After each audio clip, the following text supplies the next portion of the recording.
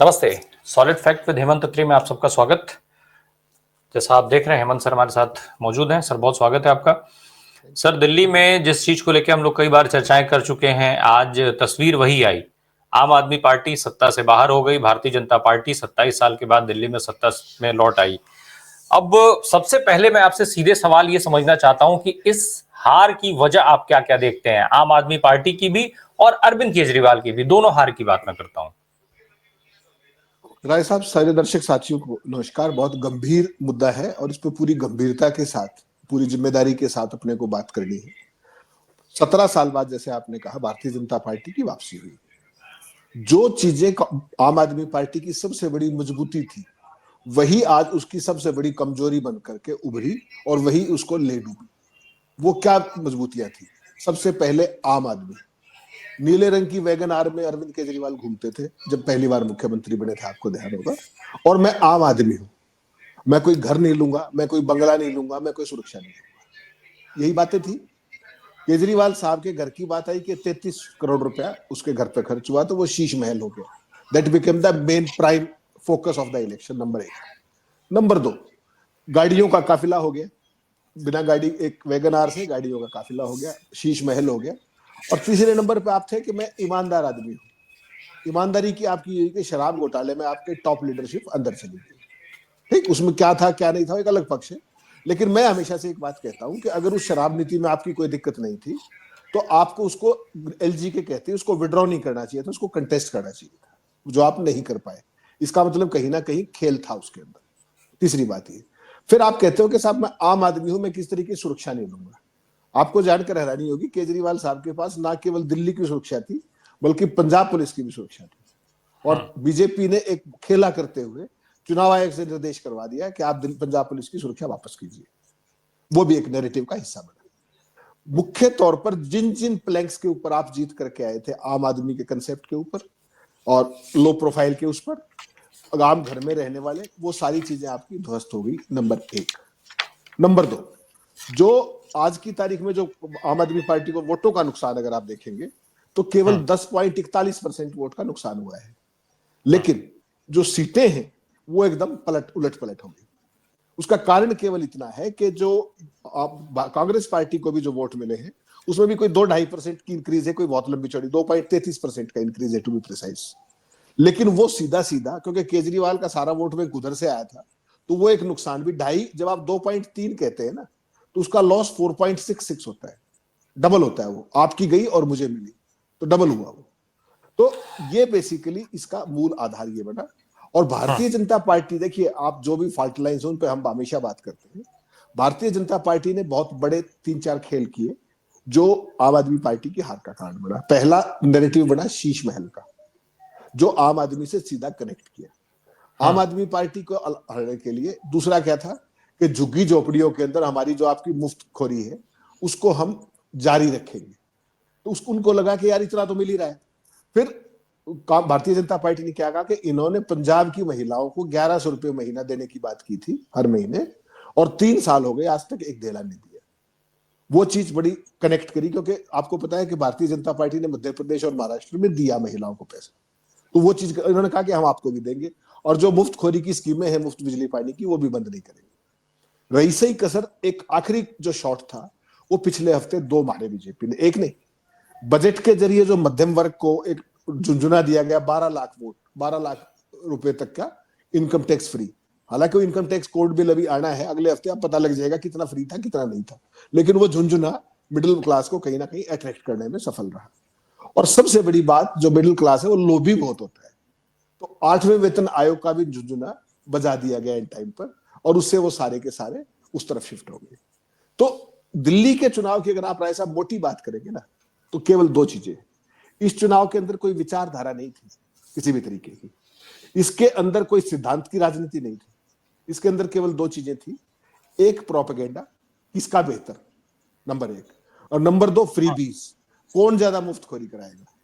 तो जो सबसे बड़ा प्रोपेगेंडा कौन करता है? मोदी जी करते हैं, तो मोदी जी जीत गए, कहां दिक्कत है? लेकिन हेमंत सर, प्रोपेगेंडा के मामले में तो केजरीवाल साहब को अरविंद केजरीवाल नरेंद्र मोदी जी से भी आगे माना जाता था, उसके बावजूद भी हार जाना। और दूसरा, आप जो बात कह रहे हैं तो इस हिसाब से तो इस पूरे हार के सबसे बड़े विलन खुद अरविंद केजरीवाल ही हो गए।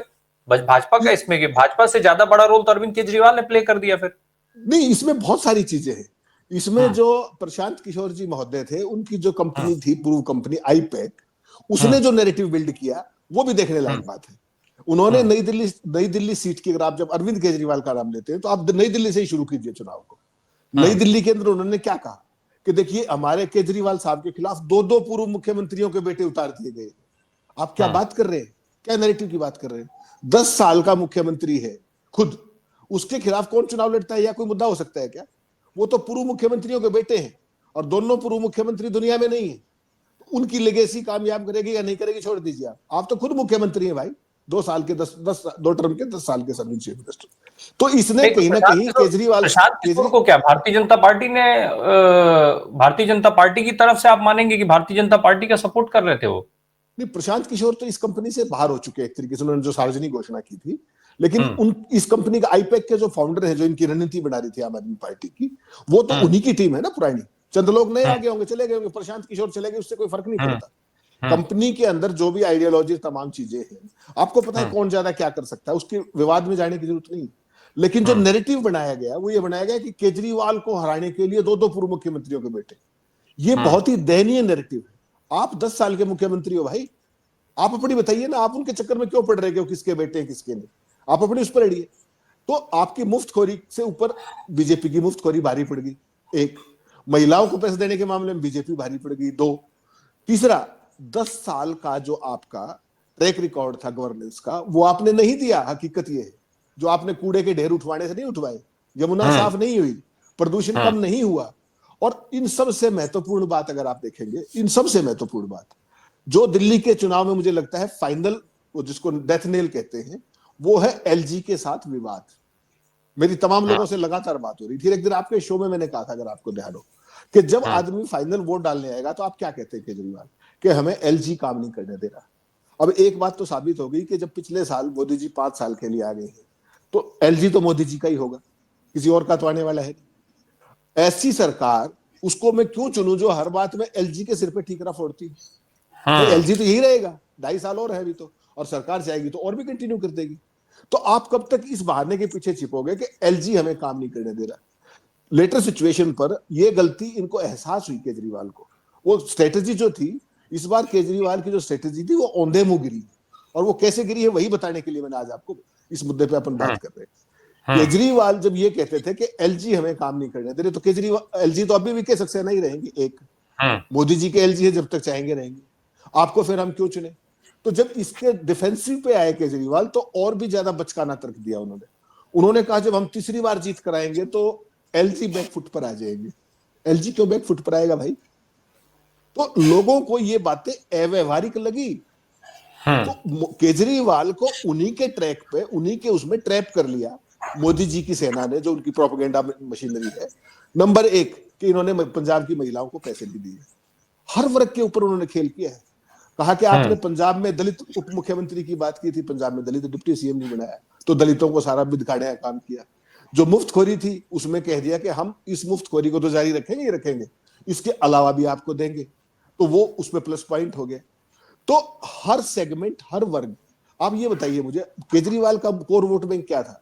झुग्गी झोपड़ियां, यही तो था ना।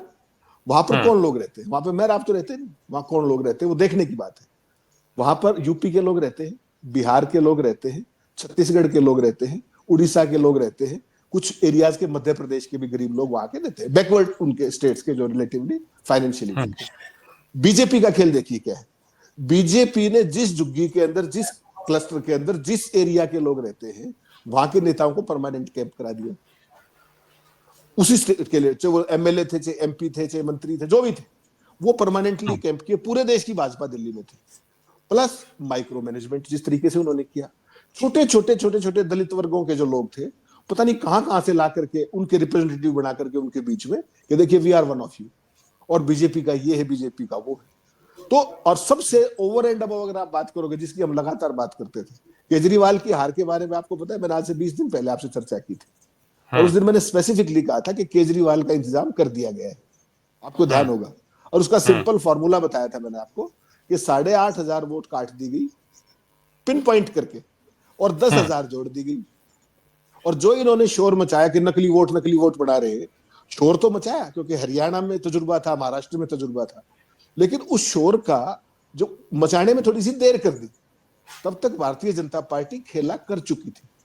उसके बाद वो उसमें शोर मचाने के बाद भी उनको वो लाभ नहीं हुआ, क्योंकि जो चीजें वोट कटने थे वो भी कट गए थे और जो जुड़ने थे वो भी जुड़ चुके थे। तो इसी बात को अगर वो 20 दिन पहले उठाते तो शायद चुनाव आयोग डरता उस चीज को करने से, लेकिन हुजूर आते आते बहुत देर कर दी। जब शाहदरा की प्रेस कॉन्फ्रेंस की या नई दिल्ली की जब आतिशी ने बात की, by that time it was too late and the game was over. जो केजरीवाल का आपने स्पेसिफिक बात की थी, केजरीवाल की अगर आपको ध्यान हो तो, और ये फिगर्स हमने तब दिए थे, उसी ट्रैप में आकर के फंस गए और हार गए चुनाव। अब एक चीज तो साफ हो गई सर कि आंदोलन से जन्मी हुई ये जो पार्टी थी वो आराम और भ्रष्टाचार की भेंट चढ़ गई। आराम और भ्रष्टाचार इनको ले डूबा। अब जरा दूसरी चीज पर आ जाए सर। संघ से अरविंद केजरीवाल की नजदीकी की बात कही जाती थी। अब संघ क्या नहीं चाहता था कि अरविंद केजरीवाल जीते, जो भारतीय जनता पार्टी वहां सत्ता में आ गई, या फिर संघ के लिए अरविंद केजरीवाल की उपयोगिता खत्म हो गई, ये मान लिया जाए? या इसके अलावा एक चीज और समझना चाहता हूं मैं, कहीं ऐसा तो नहीं सर कि जो भारतीय जनता पार्टी और संघ का टकराव था, उस टकराव के बीच में अरविंद केजरीवाल साहब की बलि चढ़ गई? राय साहब, इस बात से मैं कभी भी सहमत नहीं होता कि संघ और भारतीय जनता पार्टी के अंदर कोई टकराव होता है, कभी नहीं होता है। इस बात को आप भूल जाइए फॉर ऑल टाइम्स। संघ और भाजपा एक दूसरे के पूरक हैं। उनका गेम क्या है कि वो एक दूसरे के खिलाफ क्यों दिखते हैं कई बार बयानबाजी करके, समझिए आप, वो इस देश की आई बॉल्स को ग्रैब करने के लिए कि देखिए we are trying to fix BJP, position भी हम है, पोजीशन हम है का मतलब मोदी पोजीशन, और अपोजिशन कौन है? Mohan Bhagwat. It is not the case, ये नहीं है।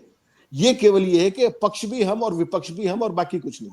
तो एक बात तो मैं आपको ये बता दूं कि भाजपा और संघ के अंदर कोई मतभेद नहीं है, बाकायदा एक दूसरे के पूरक है, एक दूसरे के साथ मिलकर बैटिंग, बॉलिंग और फील्डिंग सारी चीज करते हैं। नंबर 1, आपने कहा केजरीवाल को हराने की बात। भारतीय जनता पार्टी को एक सैद्धांतिक फैसला लेना था कि क्या उनके लिए केजरीवाल की यूटिलिटी पूरी हो गई है या अभी उनको कुछ समय के लिए और यूज किया जा सकता है। 2000 जो पिछले 24 का लोकसभा चुनाव के बाद जिस तरीके से भाजपा फुल मेजोरिटी नहीं ले पाई दिल्ली में, तो उन्होंने तय की कुछ चीजें, और वो एक रोड मैप है। मैं आपके दर्शकों के लिए बता दूं, हरियाणा का चुनाव को उन्होंने क्वार्टर फाइनल माना, महाराष्ट्र के चुनाव को उन्होंने सेमीफाइनल माना, और आज दिल्ली के चुनाव को उन्होंने फाइनल मान के लड़ा और जीत लिया। जैसे जीता एक अलग पक्ष हो सकता है, लेकिन जीत लिया। Micro management, micro manipulation, what ever you called it. तो पार्टी ने फाइनली फैसला ये किया कि केजरीवाल की यूटिलिटी हमारे लिए पूरी हो गई है, तो it is high time to dump him. तो he was dumped, it's as simple as that. लेकिन हेमंत सर, हमारी और आपकी जब बातचीत हुई थी तो आपने इस बारे में कहा था कि भारतीय जनता पार्टी के लिए दिल्ली में सरकार बनाने से ज्यादा सेफ है कि अरविंद केजरीवाल की सरकार बने। उनको उसके कई और फायदे भी आपने गिनवाए थे, कांग्रेस से लेकर के और सब चीजें। नहीं, वो सारे फायदे आज भी तो दिखते हैं, लेकिन Bharatiya Janata party took it other way. उनको अब इस चुनाव के बाद उनका जो ये विजय पताका है वो उनको बिहार में फैलाने से कोई रोक नहीं सकता। आज की तारीख में नीतीश कुमार की हालत आपको पता है। That's why they took this call कि हमें केजरीवाल से हारना नहीं है, हम यहां भी देख लेंगे और पंजाब में भी। असली खेल था पंजाब का कि पंजाब के अंदर क्या होगा, क्योंकि भारतीय जनता पार्टी खुद वहां पंजाब में कुछ नहीं है, नंबर 1, और श्रोमणी अकाली दल से उनका अलायंस टूट चुका है, जो उनकी one of the oldest alliance थी। तो they had to take a call कि हम केजरीवाल को यहीं निपटा के क्लोज कर दे या पंजाब के 2027 तक इंतजार करें। तो ये तो भाजपा को फैसला करना था कि उन्होंने फैसला कर दिया कि जो सवाल आपने किया, मैं अब वही सवाल आपसे करना चाहता हूं। पंजाब में क्या होगा? क्या पंजाब की सरकार, मान लिया जाए कि ऑपरेशन लोटस का शिकार होने जा रही है, अब कार्यकाल पूरा करने की क्या जरूरत है उनको? नहीं, ऑपरेशन लोटस की दिक्कत दूसरी है। देखिए, पंजाब की कुछ स्थितियां अलग है औरों से। अगर आप पिछले चुनाव को देखेंगे आप 2024 के, तो वहां पर एक बहुत खतरनाक 2 घटनाएं हुई। 2024 के चुनाव में राय साहब 13 सीटों में से पंजाब की 2 स्टार्च अलगाववादी चुनाव जीत के चले गए पार्लियामेंट में। एक तो जेल में रहते हुए जीत गया, असम की जेल में अमृतपाल, एक और जीत गया। तो पंजाब के हालात थोड़े से डिफरेंट है, बॉर्डर स्टेट है, नंबर 1। नंबर 2, वहां पर ऑपरेशन लोटस करने से बीजेपी को कोई लाभ नहीं होने वाला किसी भी तरीके का। ना तो बीजेपी सरकार बना सकती वहां पे, ना कांग्रेस बना सकती, और ना श्रोमणी अकाली दल बना सकता। ऑपरेशन लोटस कब किया जाता है? जब मुझे आपसे सत्ता छीन करके मुझे सत्तारूढ़ होना हो। मेरी तो हैसियत ही नहीं है वहां। ना मेरी अलाइज उसकी श्रोमणी अकाली दल से टूट चुका है, उसके भी पल्ले कुछ नहीं, कांग्रेस का भी कुछ नहीं है, इतना जबरदस्त मैंडेट है उनके पास। तो आप अगर तोड़ भी दोगे तो आपकी तो सरकार कहीं ना 3 में है ना 13 में। और पंजाब जैसी बॉर्डर स्टेट को, सेंसिटिव स्टेट को आप डिस्टर्ब नहीं कर सकते। वो तो भारतीय जनता पार्टी ने अपने अंदाज में एक चैलेंज लिया कि हम दिल्ली को जीतेंगे और पंजाब को 27 में देखेंगे, जैसे भी देखना है। उन्होंने ये चुनाव जो जीत करके इन्होंने बिहार की बिसात बिछा दी है। मैंने आपको कहा Haryana quarter final, Maharashtra semifinal और दिल्ली फाइनल। अब उनके लिए पटना दूर नहीं। ये नीतीश कुमार के लिए भी sound loud and clear message चला गया। और एक चीज और मैं आपको बार बार कई बार कहता हूं, अगर आपको ध्यान हो तो, बीजेपी कहती थी कि हम कांग्रेस मुक्त भारत लाएंगे, कांग्रेस मुक्त भारत की बात करते हैं। आज अगर केवल ममता बनर्जी को छोड़ दें आप, तो आज केजरीवाल की हार के साथ जो क्षत्रप थे, क्षेत्रीय क्षत्रप मुक्त भारत की अवधारणा पर काम फाइनल स्टेज में पहुंच गया। केवल ममता बनर्जी बची, अगर आज की बात करो तो सत्ता के अंदर। बाकी सब एलाई जो इनके थे बीजेपी के, जो इनके साथ हैं वो ठीक है। बाकी कोई कितना ही पुराना एलाई था वो निपट के घर बैठा हुआ है। आप जम्मू कश्मीर से लेकर के साउथ तक देख लीजिए, महाराष्ट्र में वेस्ट में देख लीजिए, कहीं देख लीजिए। ठीक, केजरीवाल टेक्टिकल एलाई था, तय कर लिया गया केजरीवाल को निपटा देते हैं, बाकायदा प्लानिंग करके, माइक्रो मैनेजमेंट करके, माइक्रो मैनिपुलेशन करके निपटा दिया गया। नॉट ओनली हिम, सिसोदिया और तमाम कैबिनेट मंत्री, गोपाल राय को छोड़ दीजिए, आतिशी को छोड़ दीजिए, almost all of them are doomed and dusted. तो ये जो सारी चीज है, ये तमाम लोगों के लिए मैसेज है। और ये मैसेज किसके लिए है? नीतीश कुमार के लिए भी है कि look here we are coming, हम आ रहे हैं, and we are coming with a bang. तो अब जितने भी जो बीजेपी के एलाइज भी थे, चाहे वो इच्छा से थे, चाहे जबरन के थे, मजबूरियों के थे, वो सारे भी बैकफुट पर चले जाएंगे कि भाई देखो इनको तो कोई रोक नहीं सकता, ये तो चुनाव तो जीतते ही जा रहे हैं। तो ये एक साइकोलॉजिकल जो वारफेयर था, उसमें भारतीय जनता पार्टी ने आज एक बड़ी, जिसको कहते हैं आप, बड़ी जीत दर्ज करके, चाहे जीत कैसे दर्ज की उस पर तमाम घंटों बहस कर सकता हूं मैं, तथ्यों के साथ हम बहस कर सकते हैं, लेकिन एक लाउड एंड क्लियर मैसेज देना था कि देखिए क्षत्रप मुक्त भारत हम कर रहे हैं और हम सवाल मुक्त लोकतंत्र कर रहे हैं। कितने ही सवाल पूछते रहिए आप, कितने ही तथ्य ले आइए, कितना ही कुछ करते रहिए, ना राजीव कुमार जवाब देंगे, ना मोदी जी देंगे, ना कुछ देंगे। शाम को आज 7 बजे मोदी जी पहुंचेंगे बीजेपी हेडक्वार्टर में, बहुत धूम धड़ाका होगा, सब वो बड़ी बड़ी मालाएं आप देखेंगे, और उसमें वो अकेले ही होंगे, जेपी नड्डा पीछे खड़े होंगे, अमित शाह दूसरी साइड में खड़े होंगे। दिल्ली का चुनाव भी मोदी के चेहरे पर लड़ा गया। तो सारी तैयारियां कर ली गई थी। मोदी जी ये तो आज सुबह से बताया ही जा रहा है, ये तो आज सुबह से बताया ही जा रहा है कि दिल्ली का चुनाव मोदी के चेहरे पे लड़ा गया और ये सारी चीजें। सर अब एक चीज, आम आदमी पार्टी और बीजेपी की बात बहुत हो गई, जरा कांग्रेस की बात कर लीजिए। कांग्रेस पार्टी को क्या हासिल हुआ दिल्ली चुनाव में? आप बहुत मजबूती से लड़ते हुए देखे गए, फिर आप क्विट कर गए, फिर आप धीरे से आ गए। राहुल गांधी का एक पोस्टर आम आदमी पार्टी की तरफ से जारी हुआ, जिसमें भ्रष्टाचारियों के साथ में राहुल गांधी दिखा दिए गए। कहा यह गया कि अरविंद केजरीवाल ने सबसे बड़ी भूल अपनी कर दी इस राहुल गांधी को उसमें शामिल करके। कांग्रेस कुल मिलाकर के ओवरऑल आप दिल्ली इलेक्शंस के क्या हासिल देख रहे हैं कांग्रेस के लिए? केवल सत्ता से बाहर किया जाना, अगर हम देखें तो आम आदमी पार्टी से उसने बदला लिया, जो गोवा में हुआ, जो गुजरात में हुआ, जो हिमाचल में हुआ, इन सारी जगहों का, हरियाणा में हुआ आपके लेटेस्ट। राय साहब, इसको अगर आप ब्रॉडली कहेंगे तो इसको आप एक सैडिस्टिक प्लेजर कह सकते हैं कि कांग्रेस पार्टी आत्ममुग्ध हो सकती है कि देखिए हमने केजरीवाल को हरवा दिया। हमें ना कांग्रेस से कोई लेना देना है, ना भाजपा से, ना आम आदमी पार्टी से। कांग्रेस पार्टी ने लगातार तीसरी बार शून्य अर्जित करके दिल्ली के अंदर ये दिखा दिया है कि they have lost the narrative and ground as far as Delhi is concerned. Completely they are lost. इससे उनको कोई लाभ नहीं होगा। उनको जो वोट परसेंटेज का भी लाभ हुआ, अगर मान लीजिए यही वोट परसेंट 12-14% होता तो आप कह सकते थे कि इनको लाभ हुआ। पिछली बार इनको जो वोट पड़े थे उसमें केवल 2.33% का फर्क पड़ा है, प्लस हुई। अब कुल मिला के 6.59% वोट, लेकिन सरकार बीजेपी के पास चली गई, ये मत भूलिए आप। देखिए कांग्रेस पार्टी की मूल प्रॉब्लम दिल्ली की क्या है राय साहब, इसमें 1 मिनट लूंगा मैं आपको। 15 साल तक शीला दीक्षित जी लगातार दिल्ली की सत्ता में थी या नहीं थी? उनसे शानदार कार्यकाल किसी पार्टी का ना हुआ अब तक दिल्ली में, ना हो सकता। जो दिल्ली के डेवलपमेंट, दिल्ली के पुल, दिल्ली का ये सब कुछ, सारी पूरी फिजा बदल दी दिल्ली की। उसके बावजूद कांग्रेस पार्टी ने उनकी दुर्गति किससे कराई? जो फर्जी जमीन रहित नेता थे, नाम लेना किसी का ठीक नहीं, उन सबको उनके खिलाफ प्रॉप अप करके हालत ये हुई कि शीला दीक्षित तो बेचारी निपटी, Congress party for all times निपट गई। 15 साल से आप लगातार देख रहे हैं। ठीक, कांग्रेस पार्टी को दिल्ली के अंदर हमने एक बार चर्चा भी की थी कि कांग्रेस पार्टी घर बैठ गई लगती है, उस टाइम बैठी हुई थी घर एक्चुअली। उसके बाद केजरीवाल साहब ने वो पंगा लिया, राहुल गांधी का भ्रष्ट नेताओं में फोटो छापा और आ बैल मुझे वार वाली स्थिति करी।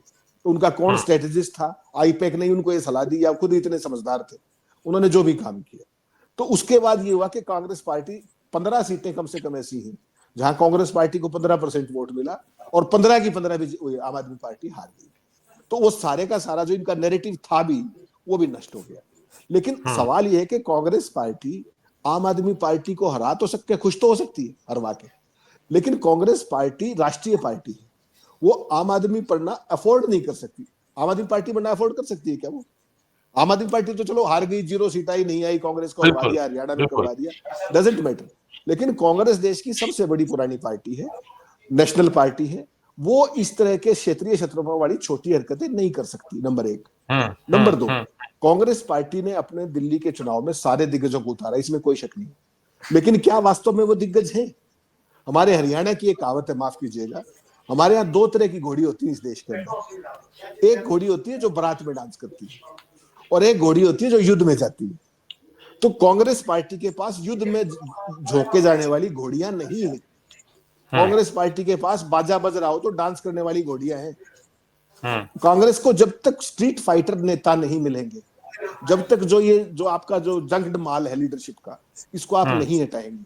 जो दिल्ली में चुनाव हारे हैं अध्यक्ष बनकर, पता नहीं क्या क्या बनकर, और दूसरे राज्यों के प्रभारी और अपनी कंस्टिट्यूएंसी जीत नहीं सकते, तो कांग्रेस पार्टी का क्या भविष्य देखते हैं?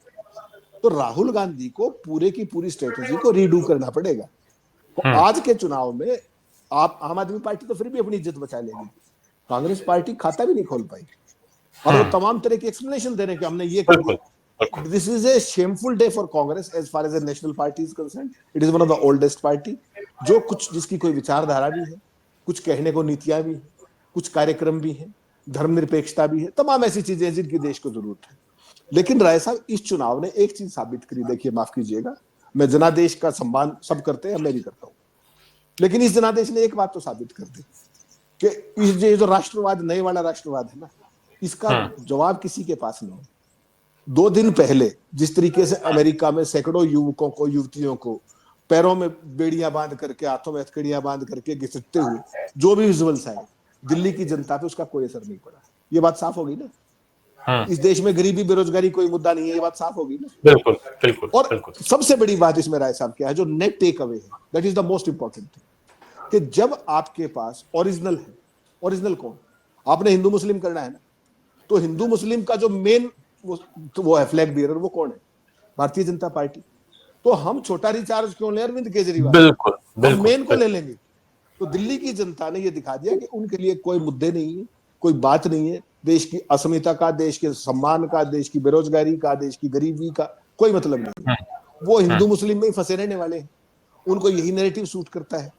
ये एक दुर्भाग्यपूर्ण टेक अवे इस चुनाव परिणाम का जरूर है कि ये जो भी दोनों के जो पॉलिसी प्रोग्राम थे, जो भी इनका आगे का रोड मैप है, वो निश्चित तौर पर रिग्रेसिव है, वो प्रोग्रेसिव नहीं है।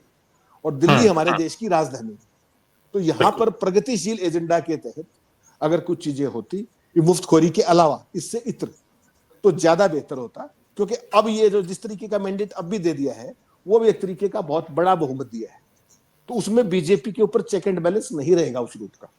तो सत्ता पक्ष को जितना मजबूत होना जरूरी है लोकतंत्र में, उतना ही विपक्ष मजबूत होना भी। और अब सबसे बड़ी चुनौती जो आएगी वो केजरीवाल के लिए अपनी पार्टी को बचाने की होगी, न केवल दिल्ली के विधायक दल की, बल्कि उनके लिए पार्टी का अस्तित्व बचाना सबसे बड़ी चुनौती होगी। क्योंकि ये पार्टी, इसका एक ही सिद्धांत है और वो सिद्धांत है सत्तावाद।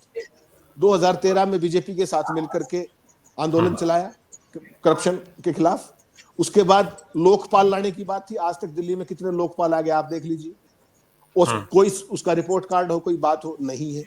और जब दिल्ली में जो आपका मेन बेस था, आरएसएस की मदद से आपने सरकार बनाई और उसके पार्टी बनाई, उसके बाद कांग्रेस की मदद से सरकार बनाई, सत्ता में आए, फिर दोबारा आए, फिर तिबारा आए, लेकिन आपके कोई सिद्धांत नहीं, आज भी कोई नीतियां नहीं है, कोई कार्यक्रम नहीं।